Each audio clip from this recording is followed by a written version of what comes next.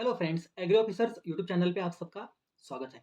तो आज हम पढ़ेंगे एक बहुत ही इंपॉर्टेंट टर्म के बारे में जो बैंक ऑफ महाराष्ट्र के एएफओ के एग्जाम में पूछी गई थी 2019 में।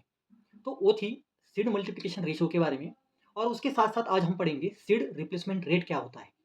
ये एग्जाम के पॉइंट ऑफ व्यू से स्टेट एग्जाम्स हो, आपकी एएफओ हो, आरआरबीएस हो, मतलब कोई भी एग्जाम हो, उसके हिसाब से एक बहुत ही इंपॉर्टेंट पॉइंट है। तो चलो शुरू करते हैं हम सीड के डेफिनेशन से। पहले जानते हैं कि सीड क्या होता है। तो बोटेनिकली सीड एक मैच्योर फर्टिलाइज ओव्यूल होता है विथ प्रोटेक्टिव कवर।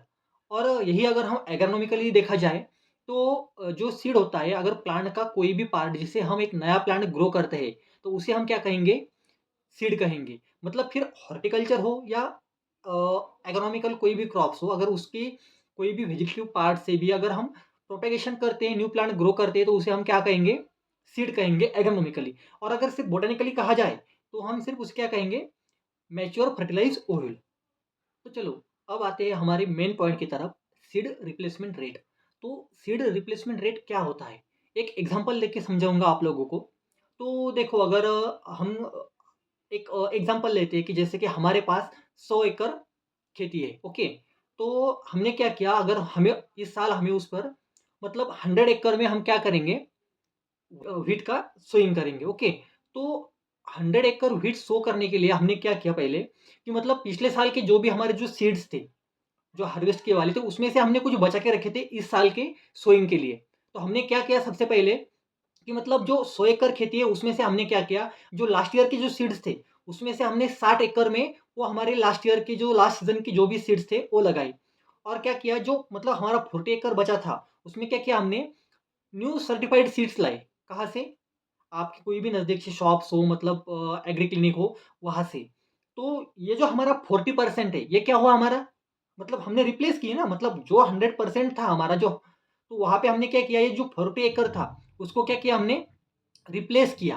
किससे, न्यू सर्टिफाइड सीड्स थे। तो ये क्या हुआ हमारा, सीड रिप्लेसमेंट रेट। यानी कि मतलब ओवरऑल एरिया जो हमारा था उसमें से हमने कितने एरिया पे मतलब सर्टिफाइड सीड्स लगाए नए लाकर।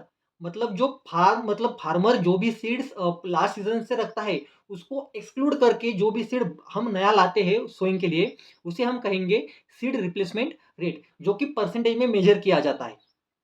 अब सीड रिप्लेसमेंट के बारे में आपको एक बात बताऊंगा, जो भी हाइब्रिड सीड्स रहेंगे, अगर उसका अगर हाइब्रिड का अगर आपको सीड रिप्लेसमेंट रेट पूछा जाए तो हमेशा याद रखना, आपको एक मार्क, ये बहुत मतलब एक मार्क आपका फिक्स होगा।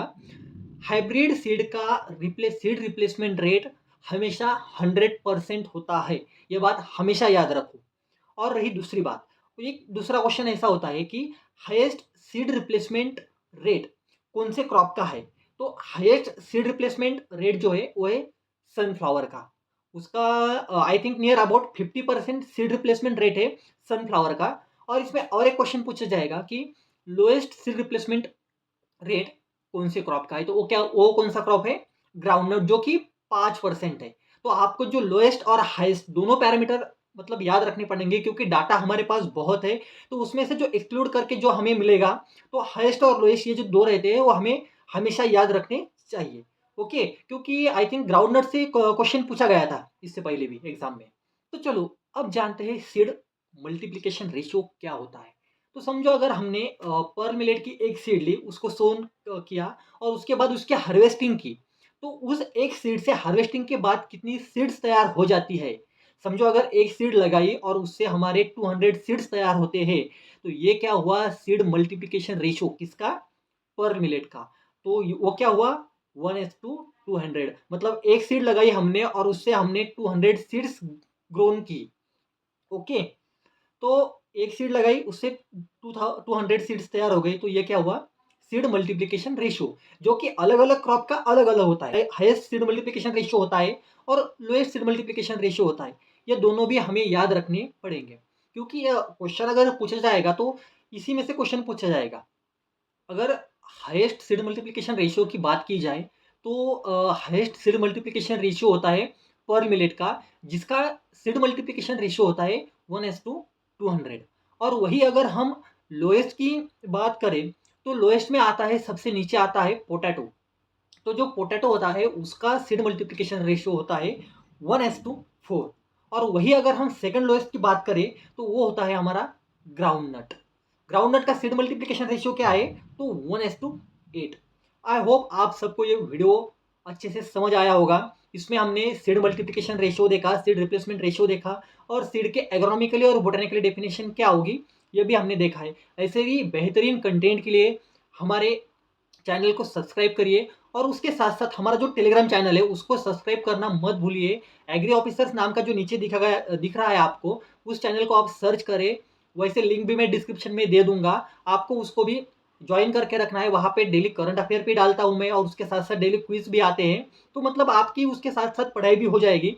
और उसके साथ साथ ये जो हमने जो अभी एक टर्म देखी, seed multiplication ratio, seed replacement rate, तो ये सब आपको हाईएस्ट और लोएस्ट याद रखने हैं। एक नंबर तो आपका 100% बनेगा अगर किसी भी एग्जाम में जाओ तो चलो मिलते हैं हमारी नेक्स्ट वीडियो में। Thank you.